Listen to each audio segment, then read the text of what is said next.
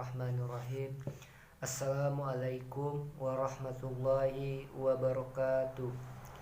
Sebelumnya perkenalkan, nama saya Judah dengan NIM 10220026, Prodi Hukum Pidana Islam, Fakultas Syariah, Universitas Islam Negeri Sultan Toha Saifuddin Jambi.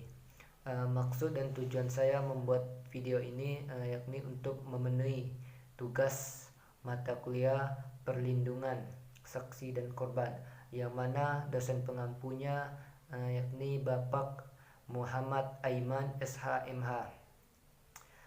Di dalam video ini saya akan menjelaskan tentang materi yang pertama, restitusi dan kompensasi. Yang kedua, perbedaan restitusi dan kompensasi. Yang ketiga, konseling. Yang keempat, pelayanan bantuan medis. Yang kelima, bantuan hukum. Dan yang keenam, pemberian informasi. Yang pertama yakni restitusi dan kompensasi.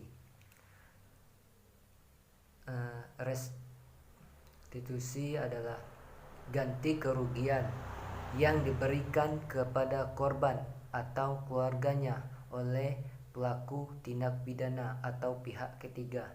Sedangkan kompensasi adalah ganti kerugian yang diberikan oleh negara karena pelaku tindak pidana tidak mampu memberikan ganti kerugian sepenuhnya yang menjadi tanggung jawabnya. Di antara peraturan perundang-undangan yang mengatur restitusi dan kompensasi adalah Peraturan Pemerintah Nomor 43 Tahun 2017 tentang pelaksanaan restitusi bagi anak yang menjadi korban tindak pidana dan Peraturan Pemerintah Nomor 7 Tahun 2018 sebagaimana telah diubah dengan Peraturan Pemerintah Nomor 35 Tahun 2020 tentang perubahan atas Peraturan Pemerintah Nomor 7 Tahun 2018 tentang pemberian kompensasi, restitusi, dan bantuan kepada saksi dan korban. Kedua yaitu perbedaan restitusi dan kompensasi. Restitusi itu ialah ganti kerugian yang diberikan kepada korban atau keluarganya oleh pelaku atau pihak ketiga, dapat berupa pengambilan harta milik seseorang. Sedangkan kompensasi ialah ganti kerugian yang diberikan oleh negara karena pelaku tidak mampu memberikan ganti kerugian sepenuhnya yang menjadi tanggung jawabnya. Lanjut materi yang ketiga yaitu konseling.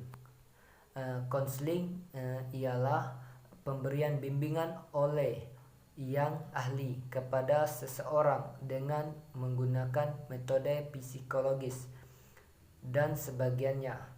Konseling juga disebut sebagai pengarahan atau juga penyuluhan. Konseling adalah pertemuan antara konselor dengan kliennya yang memungkinkan terjadinya dialog dan bukannya pemberian terapi atau perawatan. Konseling juga mendorong terjadinya penyelesaian masalah oleh diri klien sendiri. Lanjut yang keempat yaitu pelayanan bantuan medis.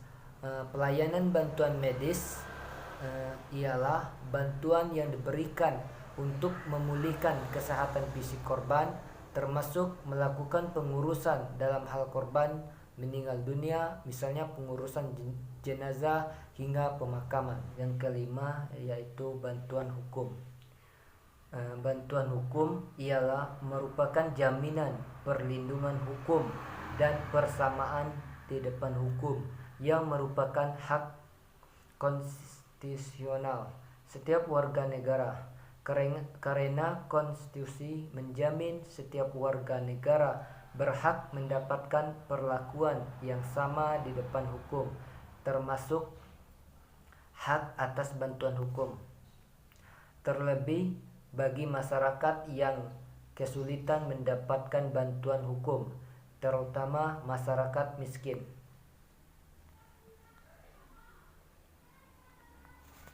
Berdasarkan Undang-Undang Nomor 16 Tahun 2011, bantuan hukum Pasal 1 ayat 1 disebutkan bahwa bantuan hukum adalah pelayanan hukum cuma-cuma yang diberikan oleh pemberi bantuan hukum kepada penerima bantuan hukum. Penerima bantuan hukum adalah individu atau kelompok masyarakat miskin yang tidak dapat melaksanakan hak-hak dasarnya secara memadai dan mandiri, serta menghadapi permasalahan hukum. Dan yang keenam yaitu pemberian informasi. Pemberian informasi ialah suatu data yang telah diolah menjadi sebuah bentuk yang berarti bagi penerimanya dan bermanfaat dalam pengambilan keputusan saat ini atau saat mendatang. Definisi tersebut merupakan definisi informasi dalam pemakaian sistem informasi. Informasi ini dibagi menjadi 3 kelompok. Yang pertama informasi primer, dan yang kedua informasi sekunder, dan yang terakhir informasi tersier. Itulah yang dapat saya jelaskan dari 6 materi tersebut.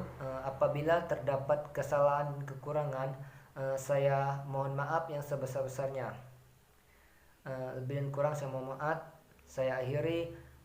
Billahi taufiq wal hidayah. Wassalamualaikum warahmatullahi wabarakatuh.